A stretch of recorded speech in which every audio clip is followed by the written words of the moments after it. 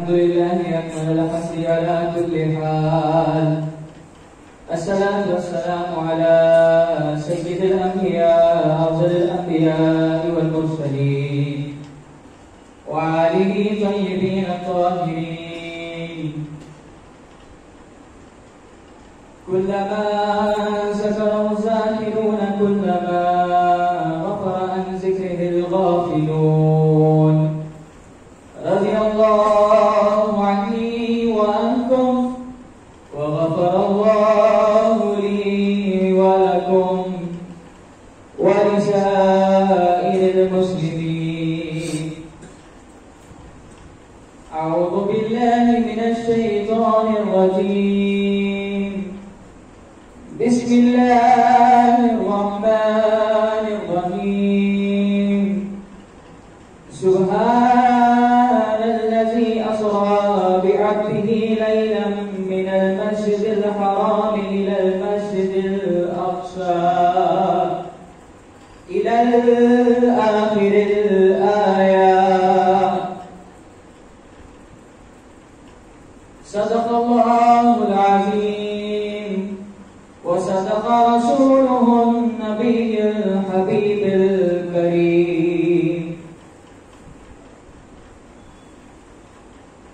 سرے لا مکان سے طلب ہوئی، سرے لا مکان سے طلب ہوئی، سوئے منتہا وہ چلے نبی. سرے لا مکان سے طلب ہوئی، سوئے منتہا وہ چلے نبی. اور کوئی حد ہے ان کے عروج کی، اور کوئی حد ہے ان کے عروج کی. بلغ العلا بکمالہ، بلغ العلا بکمالہ. اور نمی دانم چه منزل بود، نمی دانم چه منزل بود که شب جائے کہ من بودم. نمی دانم چه منزل بود که شب جائے کہ من بودم. محمد شب محفل بود کے شب جائے کہ من بودم. اور خدا خود میر مجلس لامکا، خدا خود میر مجلس بود اندر لامکا خسرو. خدا خود میر مجلس بود اندر لامکا خسرو. محمد شب محفل بود کے شب جائے کہ من بودم. اور محبوب کی محفل کو محبوب سجاتے ہیں، محبوب کی محفل کو محبوب سجاتے ہیں. آتے ہیں وہی جنہیں سرکار بلاتے ہیں، آتے ہیں وہی جنہیں سرکار بلاتے ہیں. اور تا صورت پیوند جہاں بود علی بود، تا صورت پیوند جہاں بود علی بود. تا نقش زمین بود و زمان بود علی بود، تا نقش زمین بود و زمان بود علی بود. آ شاہ سرفراز کے اندر شب معراج، آ شاہ سرفراز کے اندر شب معراج. با احمد مختار یکے بود علی بود، با احمد مختار یکے بود علی بود. موسیقی وقت لگائی،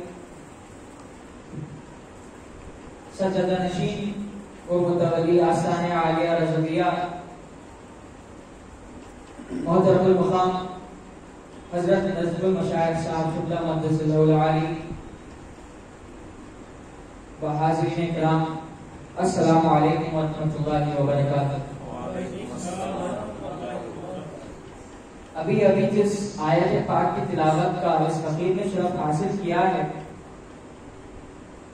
اس میں اللہ جل شانہ یہ فرماتے ہیں کہ پاک ہے وہ ذات جس نے اپنے محبوب کو مسجد اقصی کی طرف، مسجد اقصی سے مسجد الحرام سے مسجد اقصی کی طرف لے کر گئی، صرف رات کے کچھ حصے میں. اب واقعہ معراج اگر دیکھا گیا تو تاریخی طور سے بہت ہی ایک کنٹروورشیل ٹاپک ہے، کیونکہ کئی تاریخان، کئی علماء کرام، کوئی محدثین اپنے اپنے کتابوں میں الگ الگ طرح سے اس کو درج فرماتے ہیں. اس میں ایک کلیش آف اوپینینز بھی ہوتا ہے، ہر کسی کا اپنا اپنا الگ دیکھنے کا ذریعہ ہے معراج کو. کچھ لوگ کہتے ہیں کہ حضور اکرم صلی اللہ علیہ وسلم کو جو معراج ہوئی تھی وہ جسمانی طور پر تھی، اور کچھ لوگ کہتے ہیں کہ جو کہتے ہیں کہ یہ جو معراج ہوئی تھی وہ جسمانی اور روحانی دونوں طور سے ہوئی. اب کیونکہ ہمارے آقا کو اس بات کا علم غیب تھا کہ میرے بعد کچھ اختلافات ہوں گے، لہذا آپ نے یہ نظر میں رکھتے ہوئے یہ فرما دیا کہ مجھے 22 مرتبہ معراج ہوئی، مجھے 22 مرتبہ معراج ہوئی، جس میں سے 21 مرتبہ روحانی ہوئی اور 1 مرتبہ جسم و روح کے ساتھ.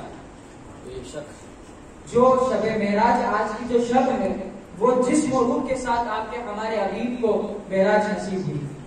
اب معراج کا معنی کیا؟ معراج ایک لفظ ہے جو لفظ عروج سے نکلا ہے. عروج یعنی اونچائی کو کہا جاتا ہے. تو مقصد یہ بتانا نہیں شب معراج کا کہ کیا میں نے اپنے حبیب کو اس چند رات کے حصے میں سے مسجد حرام سے مسجد اقصی کی طرف لے کے گئی.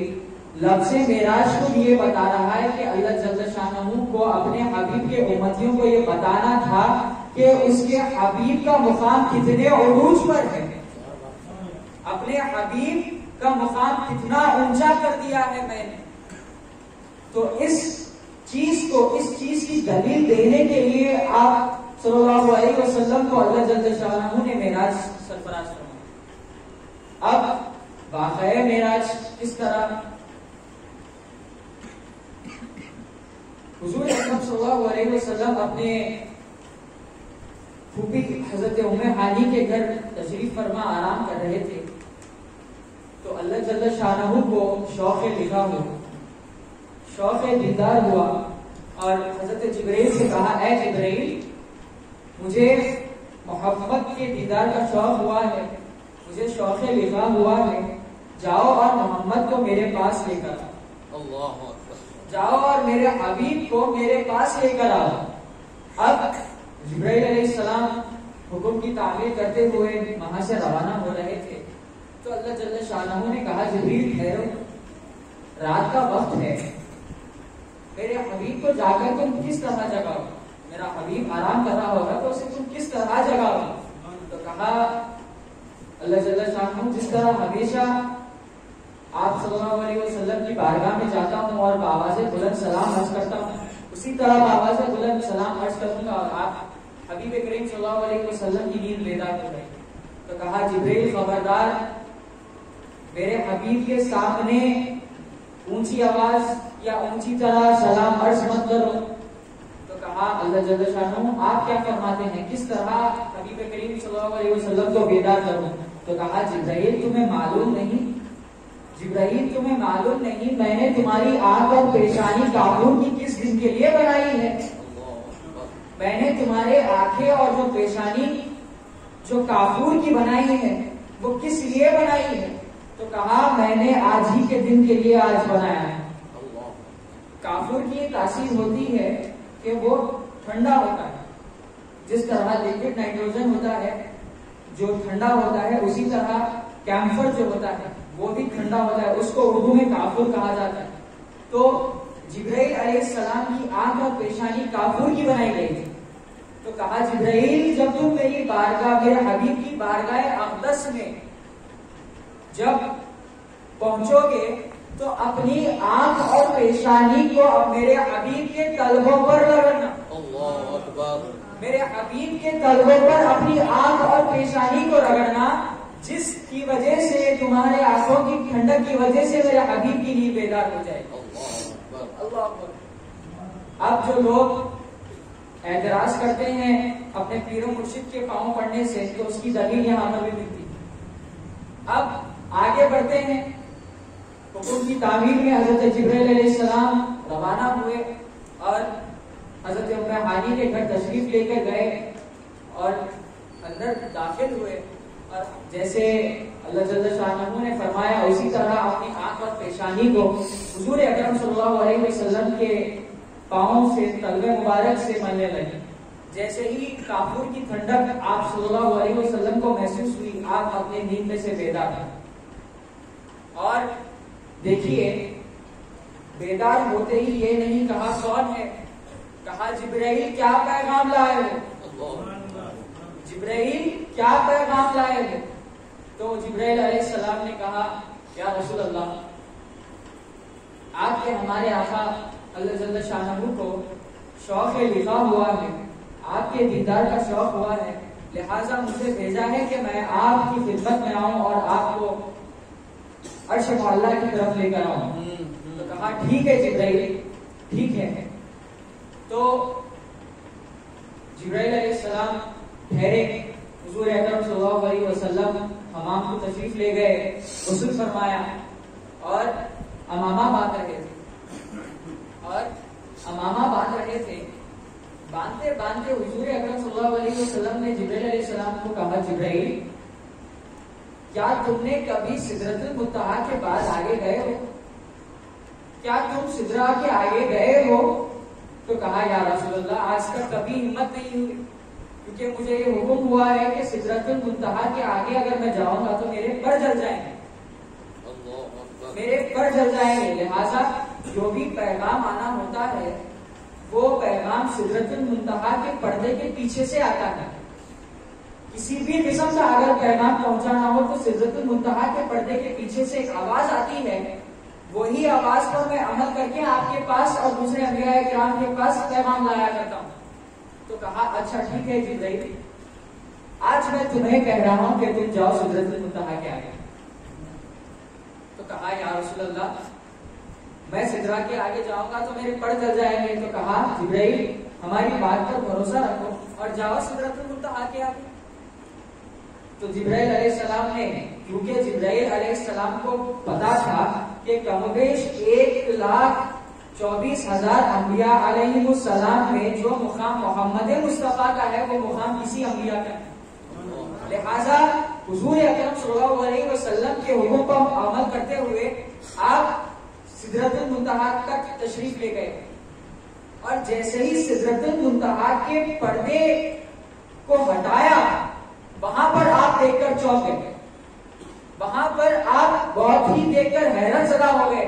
وہاں پر آپ نے نظارہ دیکھا اور پھر بارگاہ اقدس میں آپ تشریف لے گئے۔ تو جبرائیل علیہ السلام سے حضور نے پوچھا جبرائیل، تم نے سدرہ میں کیا دیکھا؟ جبرائیل، تم نے سدرہ میں کیا دیکھا؟ تو جبرائیل علیہ السلام نے کہا یا رسول اللہ، خدا تو نہیں لیکن محبوب خدا اسی طرح کھڑا ہوا امامہ باندھ رہا۔ اللہ اکبر! آپ ہمارے حبیب کے مقام کا اندازہ اس بات سے لگا سکتے ہیں۔ اب دوسری بات، یہاں پر ایک شعر حضرت مرشدی و خدلگاہی دادا جان علیہ رحمت و رضوان کا یاد آیا، کیونکہ شب معراج کا واقعہ جو ہے، واقعہ بنا کسی کرامات کے، بنا کسی معجزوں کے نہیں، چونکہ ہر موڑ پر معراج کے ہر واقعے پر ختم ہے۔ تو آپ دادا جان قبلہ علیہ رحمہ فرمایا کرتے تھے کہ ایک آدھ معجزہ مانے کوئی بشر، اور ایک آدھ معجزہ مانے کوئی بشر، یہاں ساری حیات سلسلہ معجزات ہے۔ حضور اکرم صلی اللہ علیہ وسلم کی زندگی شروعات سے لے کر آپ کے ظہور سے لے کر آپ کے پردہ فرمانے تک آپ کی زندگی ایک معجزوں کی مثال ہے۔ اب جب حضور صلی اللہ علیہ وسلم امامہ باندھ رہے تھے تو باندھتے باندھتے جبرائیل علیہ السلام کو خیال آیا کہ میں آدم علیہ السلام سے لے کر محمد مصطفیٰ صلی اللہ علیہ وسلم تک تمام انبیاء تک اللہ کا پیغام لایا ہے، تو لہٰذا میری عمر حضور اکرم صلی اللہ علیہ وسلم سے کچھ زیادہ ہو۔ اب جیسے ہی یہ جبرائیل امین کے دل میں خیال آنا تھا تو حضور اکرم صلی اللہ علیہ وسلم نے پوچھا جبرائیل تمہاری عمر کیا ہے؟ یہاں پر دل میں خیال آیا اور یہاں پر حضور پوچھ رہے ہیں کہ جبرائیل تمہاری عمر کیا ہے؟ تو جبرائیل علیہ السلام نے کہا یا رسول اللہ، مجھے عمر کا تو اندازہ نہیں، لیکن میں آدم علیہ السلام سے لے کر آپ تک تمام انبیاء تک میں وہی لاتا گیا ہوں، پیغام لاتا گیا ہوں۔ لیکن ایک بات میں عرض کرنا چاہوں گا کہ عرش معلیٰ کے پاس، عرش معلیٰ کی طرف 70,000 سال میں، 70,000 سال کے بعد ایک مرتبہ ایک ستارہ چمکتا تھا، یعنی 70,000 ایئرس گزرنے کے بعد ایک ستارہ عرش معلیٰ کی طرف چمکتا تھا، اور میں نے اس ستارے کو 70,000 مرتبہ دیکھا۔ 70,000 سال میں ستارے چمکنے والے کو جبرائیل علیہ السلام نے 70,000 مرتبہ دیکھا ہے، تو سوچیے کتنی عمر ہوگی۔ اب حضور اکرم صلی اللہ علیہ وسلم نے کہا جبرائیل اگر وہ ستارے کو تم آج دیکھو گے تو پہچان لو گے؟ جبرائیل اگر وہ ستارے کو تم آج دیکھو گے تو پہچان لو گے؟ تو جبرائیل علیہ السلام نے کہا یا رسول اللہ 70,000 مرتبہ دیکھا ہے، آنکھوں میں بس گیا ہے وہ ستارہ، اگر اس کی ایک جھلک بھی اگر دیکھ لیا تو پہچان لوں گا۔ تو کہا ٹھیک ہے۔ اسی طرح حضور صلی اللہ علیہ وسلم اپنا امامہ باندھتے باندھتے امامے کو اپنی پیشانی سے تھوڑا سا اوپر کیا، اپنی پیشانی سے امامے کو تھوڑا سا اوپر کیا، اور ایک نور، ایک چمک تولد ہوئی۔ وہ نور، وہ چمک باہر ظاہر ہوئی۔ جیسے ہی جبرائیل علیہ السلام نے وہ چمک کو دیکھی، کہا یا رسول اللہ یہ وہی ستارہ ہے، کہا یا رسول اللہ یہ وہی ستارہ ہے۔ تو کہا جبرائیل ہم 70,000 سال اپنے آقا کی، اپنے رب کی بارگاہ میں سجدہ ریز رہتے تھے، سجدہ ریز رہتے تھے، اور جب مجھے پسینہ آتا اور جب میں وہ پسینہ پوچھنے کے لیے اٹھتا تو تم مجھے دیکھ سکتے تھے۔ اللہ، تو دیکھیے آپ صلی اللہ علیہ وسلم کی عمر۔ اب آج کل کے لوگ جو اپنے آپ کو حبیب کریم صلی اللہ علیہ وسلم کی طرح بتاتے ہیں، تو دیکھیے اگر انسان کی عمر 100 برس بھی اگر ہو گئی اور 100 برس بھی اگر اس کی عمر ہے اور وہ پیدا ہوتے ہی اگر سجدے کر رہا ہے تو بھی آپ حبیب کے سجدوں کے برابر بھی نہیں آ سکتا۔ اب واقعے کی طرف آگے بڑھتے ہیں۔ میں زیادہ ڈیٹیل میں واقعہ نہیں عرض کروں گا کیونکہ آپ کو حضرت سیدنا شیخ صاحب قبلہ کو بھی سماعت کرنا ہے، تو چند نقطے کی باتیں میں آپ کے سامنے عرض کرتا ہوا رخصت ہو جاؤں گا۔ اب آگے بڑھتے ہیں۔ آپ کی جو سواری حضور اکرم صلی اللہ علیہ وسلم کی تھی وہ براق، تاریخ میں کہا جاتا ہے اس کا نام براق تھا۔ براق یعنی برق سے آتا ہے، عربی لفظ جو برق ہے، برق کے معنی لائٹننگ کو کہا جاتا ہے، تو اس کا نام براق اس لیے رکھا گیا تھا کیونکہ اس کی تیزگی، اس کی سپیڈ اتنی زیادہ تھی کہ اگر اس کا ایک قدم یہاں پر پڑا تو جہاں تک انسان کی حد نظر ہے وہاں پہ اس کا دوسرا قدم ہوگا، اتنا تیز وہ سواری تھی۔ تو براق پہ آپ سوار ہوئے اور مسجد الحرام کو آپ کو پہلے لے کر گئے، پھر مسجد الحرام سے براق پر آپ سوار ہوتے ہوئے مسجد اقصیٰ کی طرف گئے۔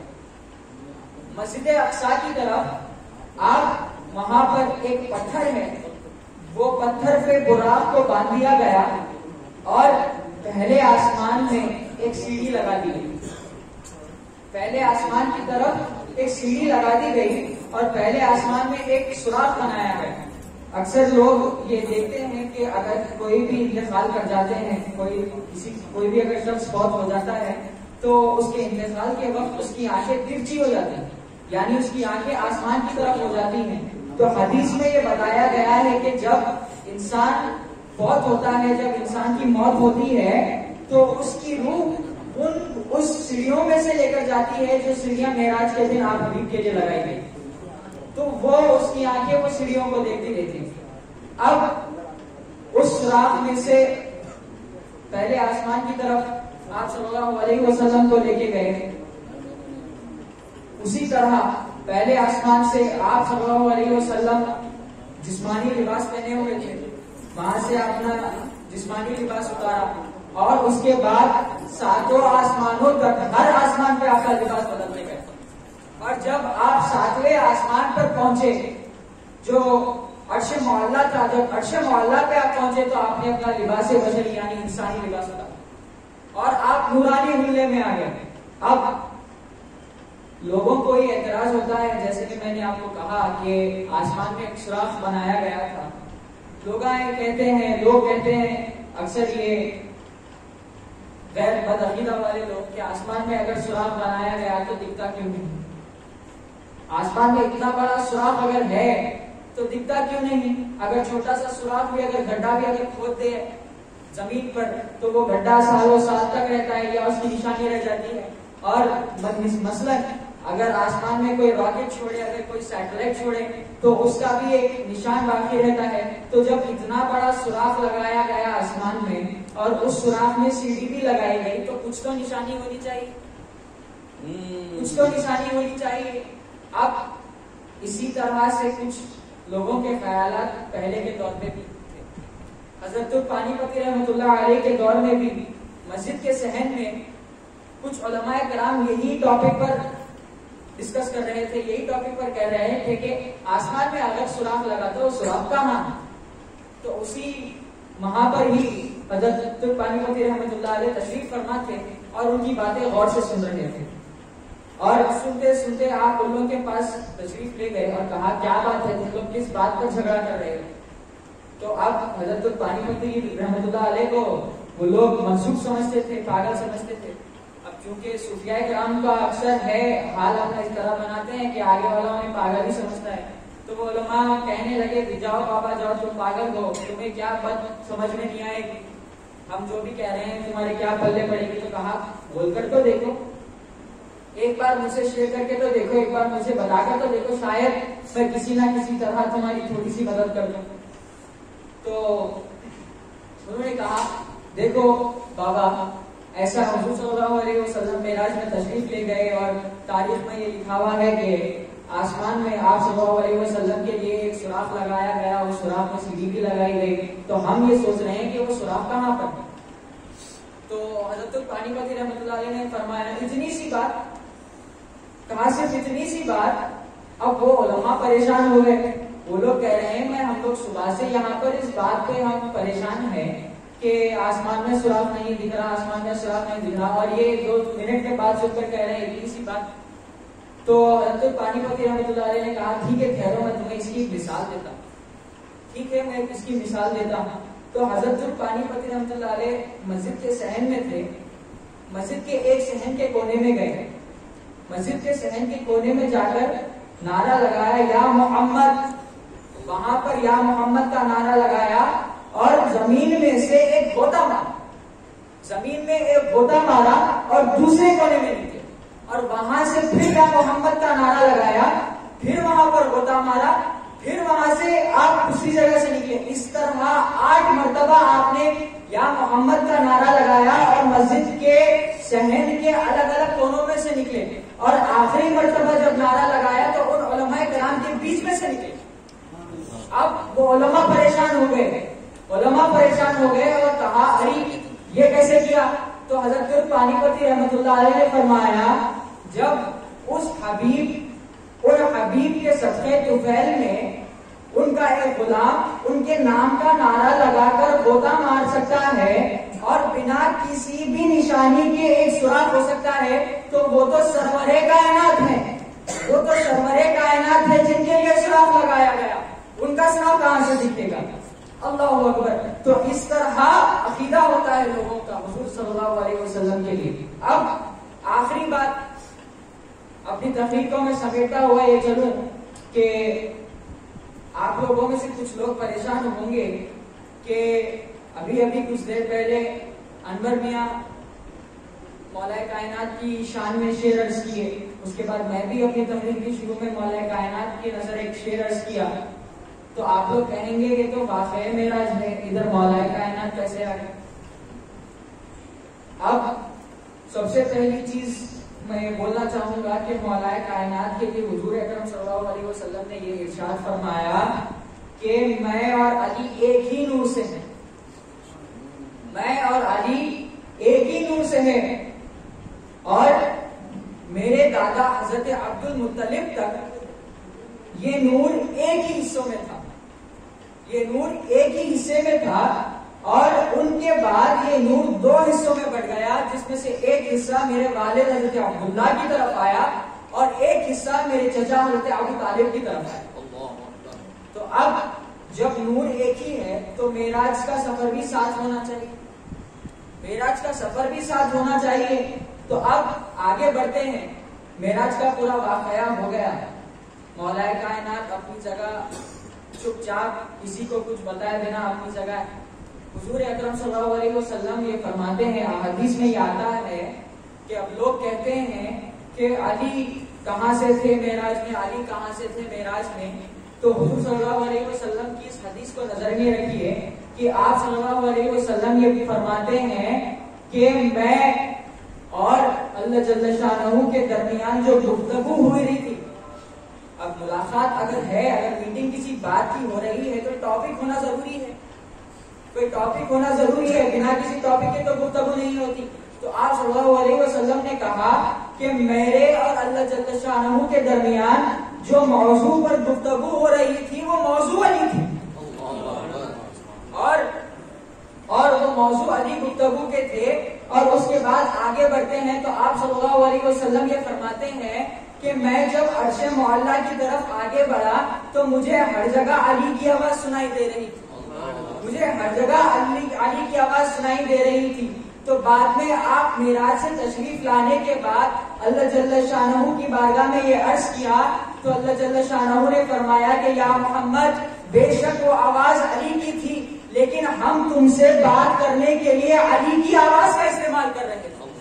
اللہ اکبر, یہ مقام ہے حضرت علی.